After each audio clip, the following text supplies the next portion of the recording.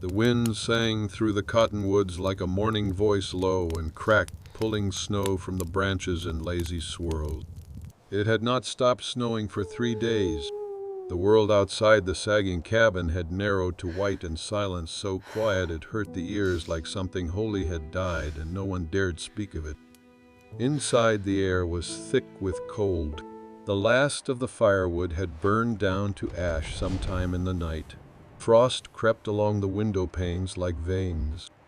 Every breath made a little cloud, a small ghost hanging in front of their mouths before it vanished.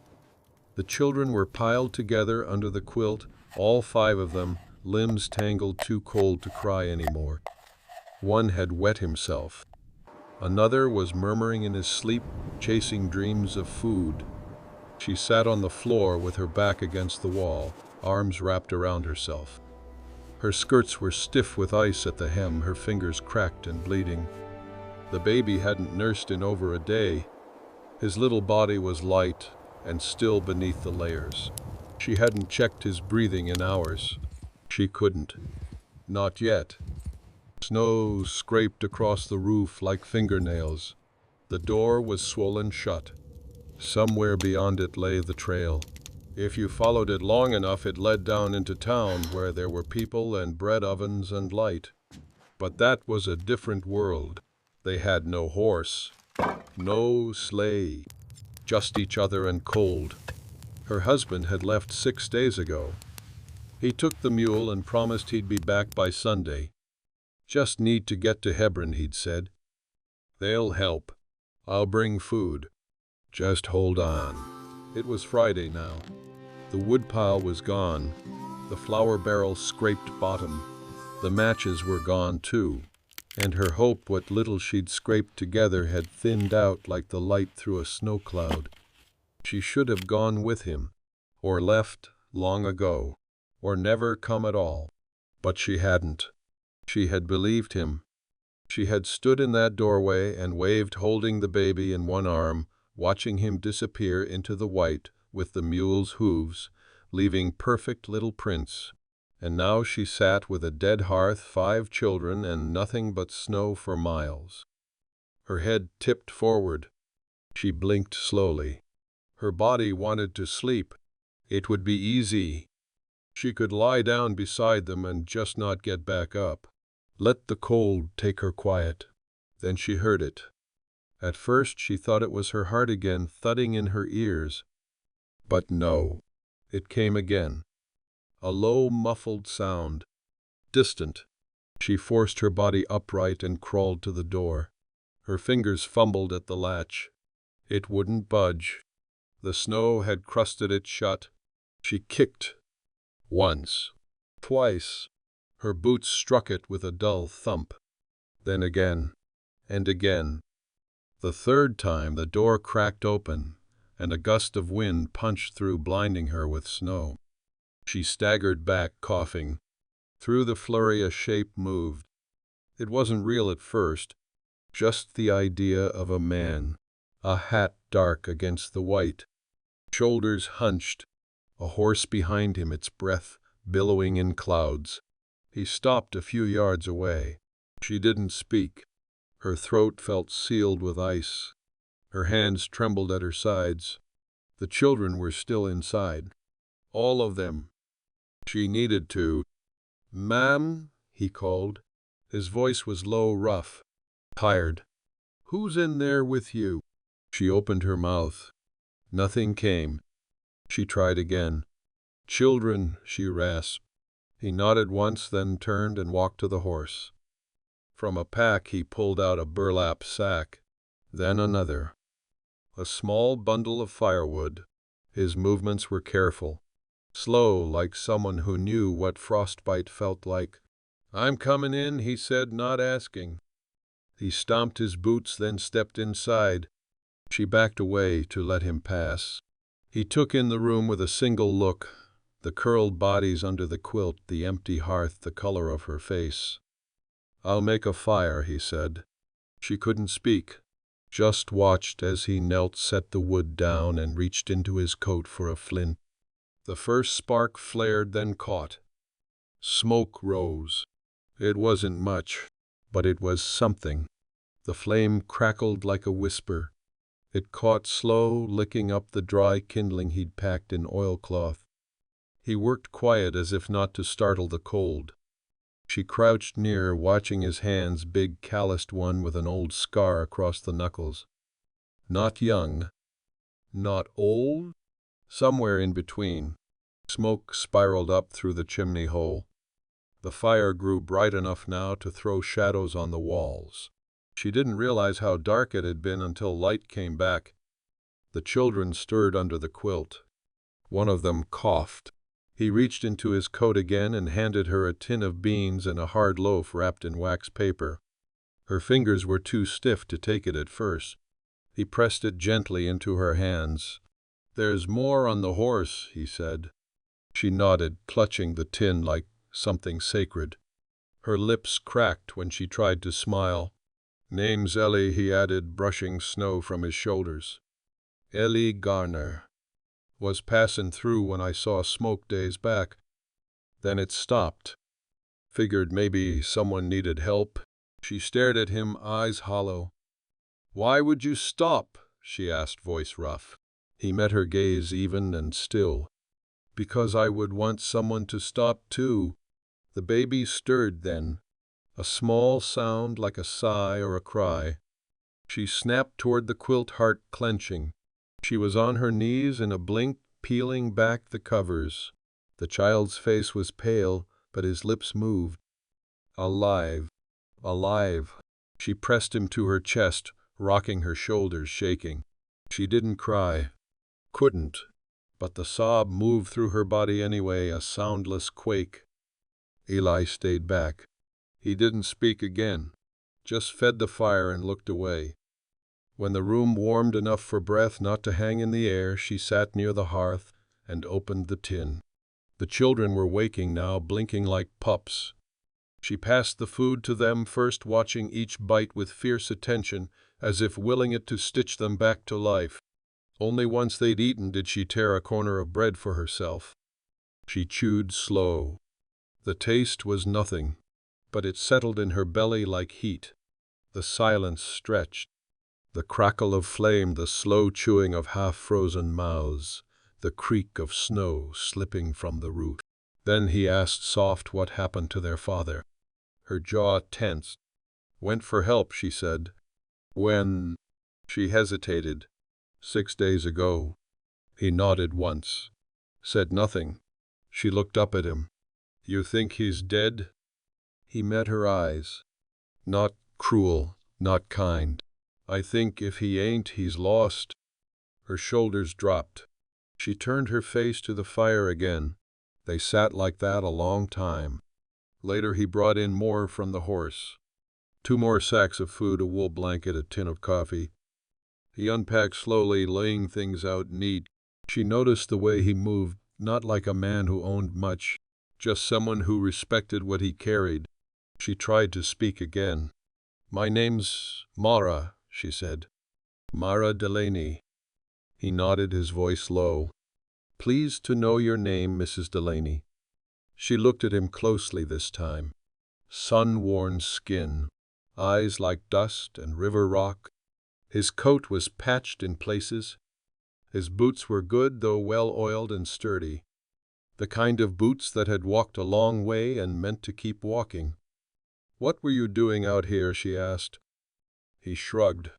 "Looking for work. Maybe a quiet place to winter." "You picked the wrong place." He almost smiled at that. "Almost. Seems so."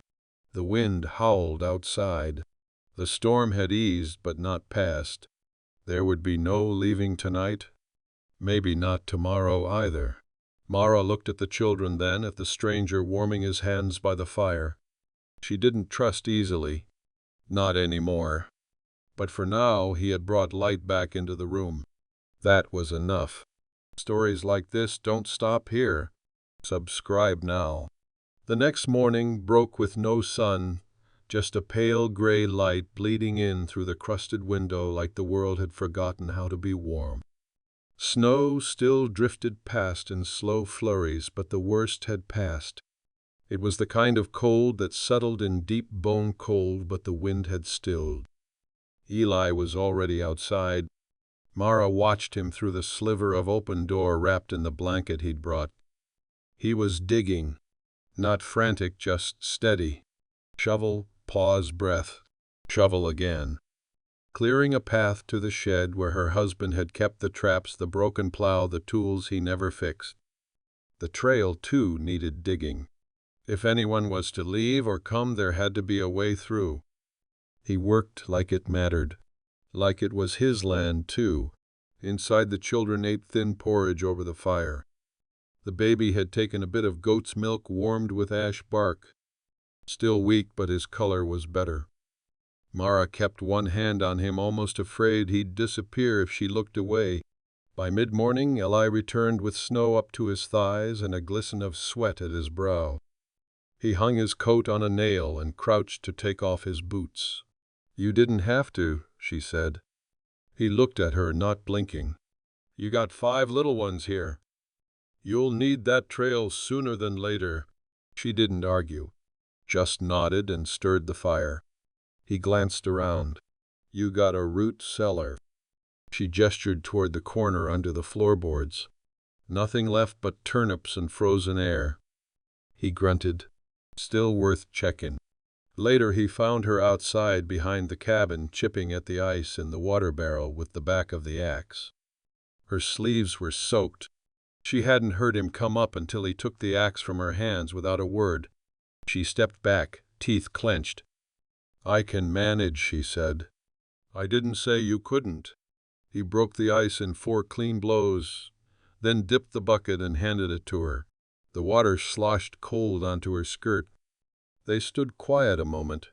Steam curled from their mouths. "My husband wasn't always like that," she said suddenly. Eli didn't answer, just waited. He meant well, always chasing something. A scheme, a promise. Said Montana was the answer.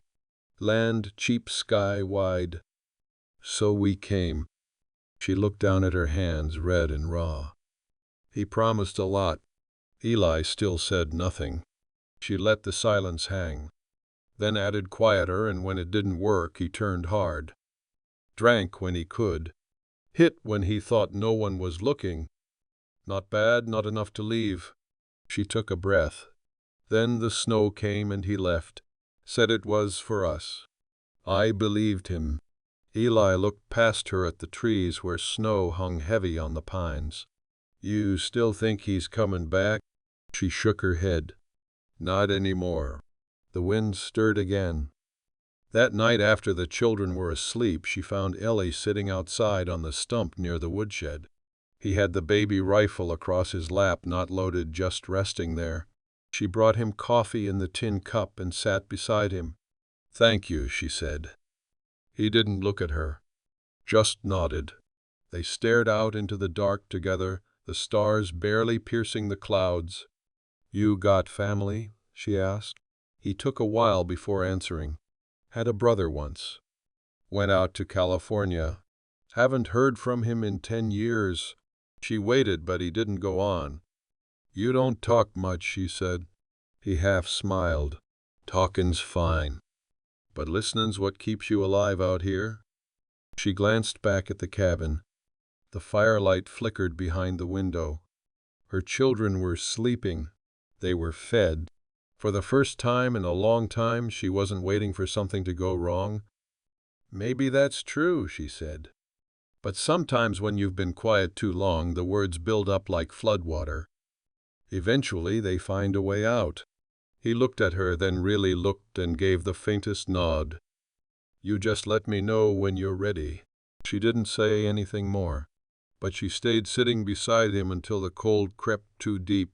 The days passed in slow, hard pieces. Snow settled deeper in the hollows and along the eaves, but the sky began to clear. Pale blue stretched thin over the mountains, and the worst of winter's wrath pulled back like a wolf retreating to its den, waiting. Mara worked.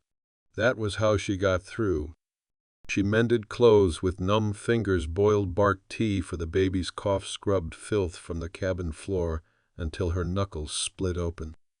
It kept her upright, kept her sane. Ellie stayed. He didn't ask. He just kept showing up each morning, hauling firewood, checking snares, melting snow for water.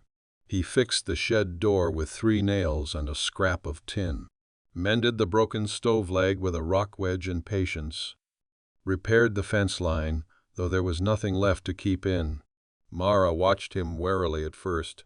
A man's help always came with something owed, but Eli asked for nothing. He didn't linger too long, didn't speak unless he needed to. Still, he was there. The children took to him faster than she did. The middle boy, Caleb, followed him like a shadow. The oldest, Sadie, sat near him in the evenings with her slate tracing letters. Even the baby quieted in his arms. Mara noticed that, and it did something to her chest, something tight and aching she didn't want to name. One morning after breaking ice at the creek, Ellie came back with 2 rabbits slung over his belt. The children's eyes widened at the sight of meat. Mara skinned them herself, her hands moving with old familiarity. She hadn't touched a knife like that since her father's farm back in Missouri years ago, before marriage, before all of this. That night they ate real stew, rich, thick with salt and onion. The children laughed at the warmth on their tongues. Mara saw Sadie smile with her whole face for the first time in months. After the little ones were put to bed, Mara stood outside with a cracked mug of stew broth. Ellie leaned on the porch rail beside her, silent. "You hunt much?" she asked. "When I need to," he said. She sipped from the mug. "You live like a man who's been alone a long time." "I have." He didn't sound bitter, just honest. "You ever think of settling?" she asked. He shrugged. "Every place I settle gives me a reason to leave." She turned toward him. "You run." He held her gaze. "No. I just go quiet before things get loud." Mara looked away. The wind moved her hair across her face. "I used to want a big life," she said, "before I had children. Thought maybe I'd be a teacher or a writer, go to the cities. But it was easier to follow a man who promised things. Didn't realize I was the one making them come true." Ellie's voice was low. "He didn't deserve you." She didn't answer that, just stared at the snow line where the dark pines stood like sentries. Then she said, "I still don't know why you stopped here." He was quiet a long while. "My mother was Cherokee," he said finally.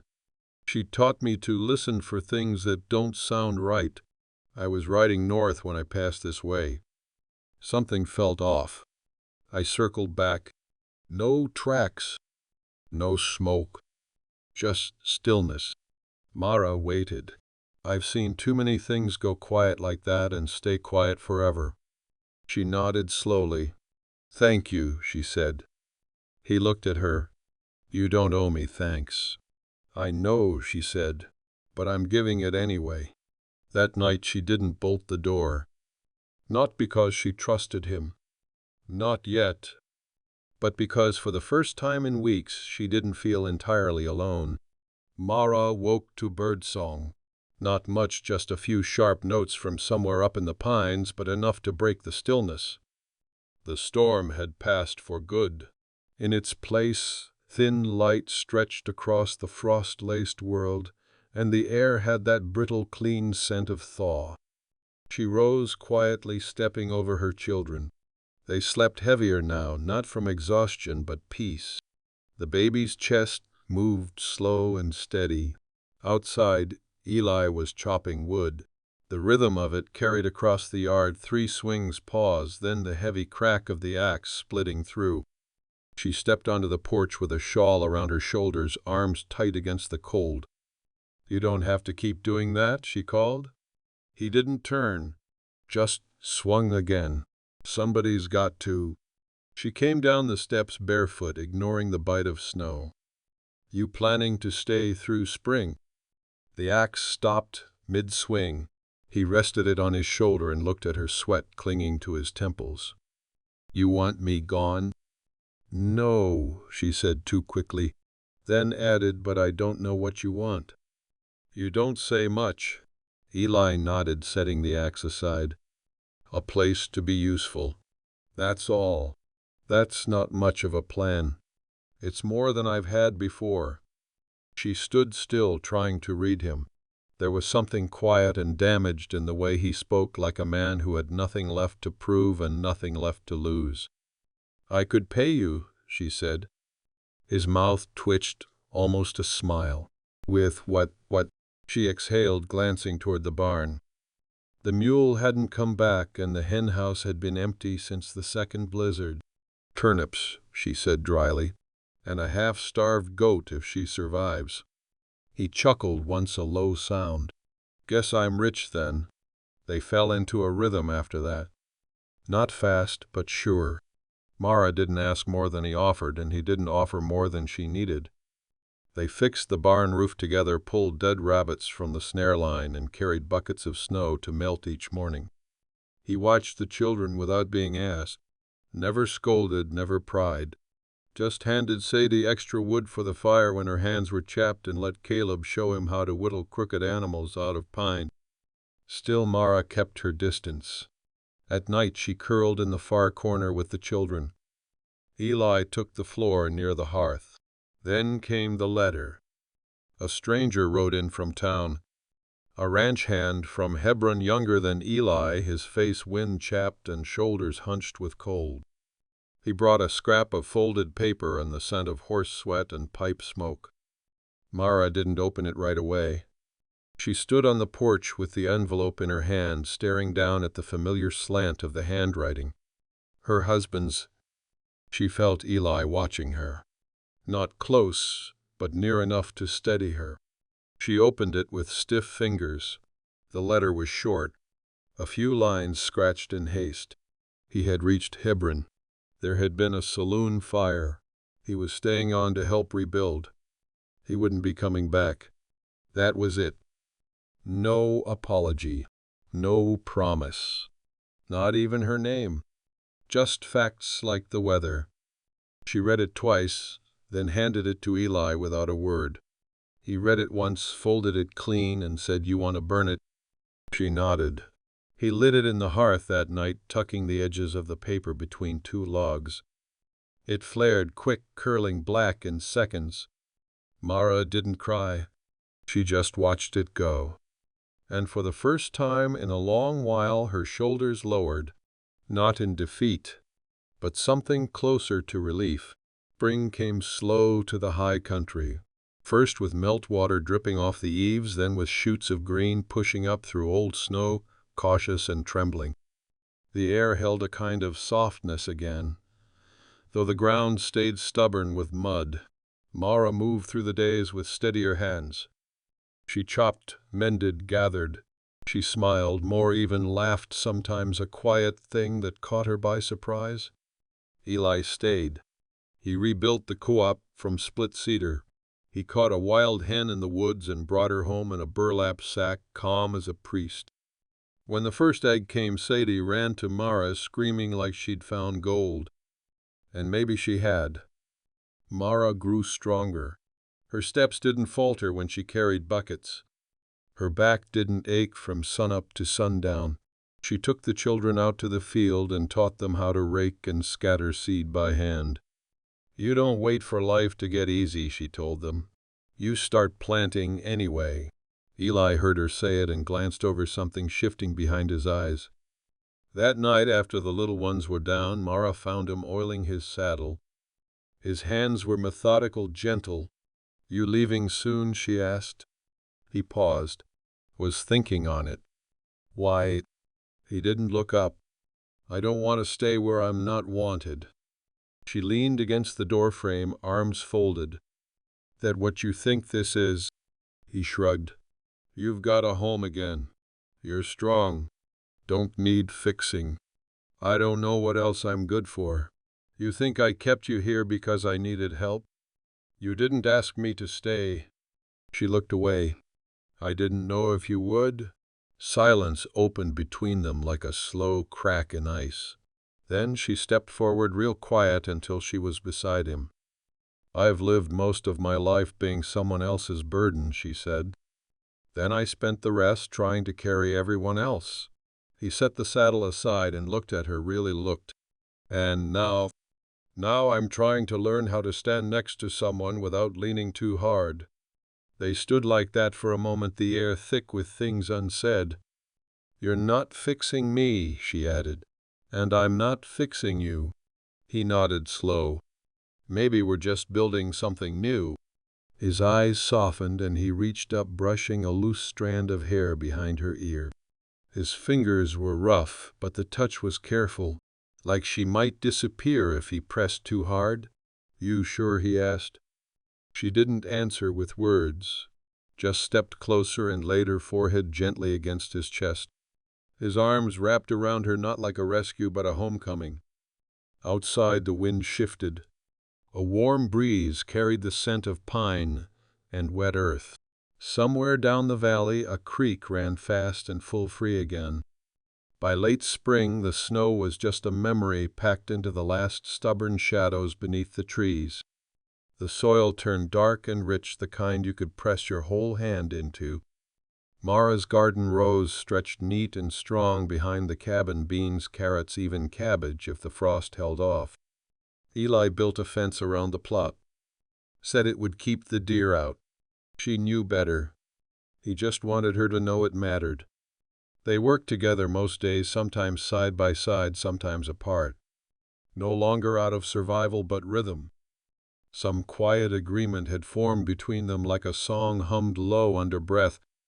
One morning she found him sitting with Caleb, showing him how to clean a knife. Caleb's brow furrowed, tongue between his teeth, eyes full of concentration. When Eli corrected him, it was gentle, patient. Mara stood in the doorway and watched them for a while, something unsteady rising in her throat. That afternoon a wagon came up the ridge. It was a rough thing, missing a wheel spoke, drawn by a tired gray mare. Inside was Mara's sister-in-law, Ruth, the only family she had left in Montana. She wore the same hard mouth and judgment-heavy eyes she'd had when Mara first married into the Delaney's. She stepped down stiffly, glancing once at Ellie, then at Mara. "I heard," she said, "about your husband." Mara nodded, holding the screen door open without stepping forward. "He's not coming back." Ruth's gaze slid toward the children. "So what now?" Mara kept her face still. "We're fine. You can't mean to stay up here alone. That's no life for children." "I'm not alone." Ruth's mouth twitched at that. "I can see that." Eli stood behind the chopping block, motionless, watching, not interfering. "You should come back to town," Ruth said. "You've got kin there. Church, school, decent folk." "Decent folk let me starve through winter," Mara said, voice even. "And no one came." Ruth flushed, but didn't deny it. Mara added, "You came now because you thought I was weak enough to be taken back. You don't have a husband, Mara." "No," she said. "I don't." She turned and looked at Eli, who met her eyes with something steadier than any vow. "But I have someone who showed up when no one else did. And I have children who laugh again. I've got seeds in the ground. I've got peace." Ruth stared a moment longer, then shook her head and climbed back into the wagon. "You always were too proud for your own good." "No," Mara said softly. "I just finally know what I'm worth." The wagon creaked away down the ridge. That night Ellie didn't say anything. Just sat beside her on the porch, handing her coffee. His fingers brushed hers. "You didn't owe her an answer," he said. "I didn't say it for her," she replied. Later, as the stars came out one by one, she leaned against his shoulder. "You said every place you settled gave you a reason to leave," she said. He was quiet a long time. "Then this place hasn't yet." Mara took his hand. "Then stay." The valley bloomed. By early summer the hills were flushed green, and the air hung heavy with the smell of clover and damp pine. Bees moved slow and drunk through the garden rows, and the children ran barefoot wild with the kind of joy that only grows where pain has finally loosened its grip. Mara worked without fear now. She tied up tomato stalks, hauled water-patched Sadie's dress with the last piece of blue calico. Her hands were strong again, her back no longer bent in fatigue but from labor chosen, not forced. Eli had not left. He built them a chicken pen out of old fence rails, brought home a second mule from town, traded straight across for his saddle and half the coin he'd been saving in a jar. When Mara asked why he'd do something so foolish, he just said, "Saddles don't pull plows." She watched him walk back to the barn, hand resting on the animal's neck like it had always been his. They slept in the same bed now. There'd been no grand moment, no speech. Just one night she rolled over and reached for him, and he was there. And he stayed. Every night since. She told him once, "I don't need rescuing." He nodded, kissed her wrist. "I know. I just don't like watching you carry it alone." But the world, as it does, found a way to test what they'd built. It came in the form of a banker. Tall man. Slick coat. Clean boots unsullied by the dirt he stepped into. He rode up with two others behind him and dismounted like he expected the world to wait for him to speak. Mara was shelling peas on the porch when he arrived. Eli came out from the shed, wiping his hands with a rag. The children gathered at the door. "Mrs. Delaney," the man said with a nod. "Name's Barton, representing the Union Trust out of Helena." Mara didn't stand. "And," he gave her a tight smile, "your husband signed a note with us last fall. 200 for seed, another 50 for supplies. We've not received payment nor response." "He left," Mara said. "So I've heard." "Which leaves the debt outstanding. The property's in arrears." Ellie stepped forward. "How much?" 312, Barton said. "With interest." Mara stood now, her voice calm. "We have some chickens, a mule, seed in the ground. That's all. You'll have to wait until harvest." Barton's smile thinned. "I'm afraid the company doesn't trade in hope. We'll give you 30 days. Then the land reverts." He handed her a paper and tipped his hat like he'd delivered a gift. When they rode off, Eli stood silent for a long time. That night, after the children were asleep, Mara stared at the ceiling. "I won't lose this place," she said. "You won't," Eli replied. "We don't have anything near that much." "We will." She turned toward him. "How?" "I've got something left," he said. "I didn't tell you." His jaw tightened. He looked ashamed. "There's a mine claim. My father left it. Up near Coulter's Ridge. Silver vein. I never worked it. It's dangerous country, but the claim is clean. I thought it wasn't worth chasing. Until now." Mara sat up. "That's a fool's risk." "Maybe. But it's mine to take. You could get yourself killed." He took her hand, ran his thumb over the calluses. "And if I don't try, you lose everything." She looked at him a long time. "I don't care about the land," she said. "I do," he answered. Then softer, "Because it's yours." She nodded once, pressed her forehead to his chest. "When do you leave?" "First light." Eli rode out before sunrise. The mule was packed light, just jerky rope, a pickaxe, and a bedroll tied tight. He didn't say goodbye in the way men usually do. He just kissed Mara once at the door, slow and certain, then ruffled Caleb's hair and tipped his hat to Sadie like she was a grown woman. Then he was gone, his shape swallowed up by the edge of the trees. Mara stood a long time after, arms folded tight around herself, though the air was warm. The children watched her. She forced a smile and turned back toward the cabin. "Let's get to work," she said. "He's not the only one who knows how to fight for something." And they did. In the days that followed, she worked the garden until her back screamed. She scrubbed the porch, patched the roof, even walked to old Mr. Kettle's place and traded a dozen eggs for a spool of thread and a tin of lye soap. Sadie helped with the younger ones. Caleb took to checking the snare lines like Eli had taught him. But nights were harder. Mara would lie awake and listen for hoofbeats that didn't come. Her fingers curled tight in the blanket, as if she could anchor him to the earth by will alone. She told herself he was just delayed, that mines were slow work, that he was careful. But as the second week passed, the worry crept in like a tide under the door, slow and soaking everything. Then, late one afternoon, she spotted a shape on the horizon. Her hands dropped the wash bucket. She stepped out barefoot into the dust, squinting. The sun was low, and the figure moved with a limp. Closer.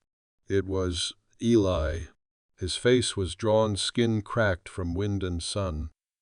One arm was wrapped in cloth, blood-stained, but he was smiling. Not wide, just that small twitch at the corner of his mouth that meant something had gone right. He had a saddlebag across his chest, worn leather bulging. Mara ran to him, skirts trailing in the dirt. She reached him just as his knees buckled, catching his weight with both arms. He grunted but stayed upright. "I told you not to die," she said, her voice catching. "I don't remember you saying it that nice," he rasped. She pressed her forehead to his and held him there, breathing him in. He smelled like pine sap and blood and dust. "I got it," he said, his voice like gravel. "Enough to pay the debt. And then some. Silver." He nodded. "Richest vein I ever saw. Deep but clean. Still plenty there. But I took what we needed. Didn't want to press my luck." She led him to the porch. The children ran out, clambering around him. Sadie grabbed his hand. Caleb wouldn't stop grinning. Mara washed his wound, packed it with honey and cloth. He didn't flinch, just watched her with a tired kind of peace in his eyes.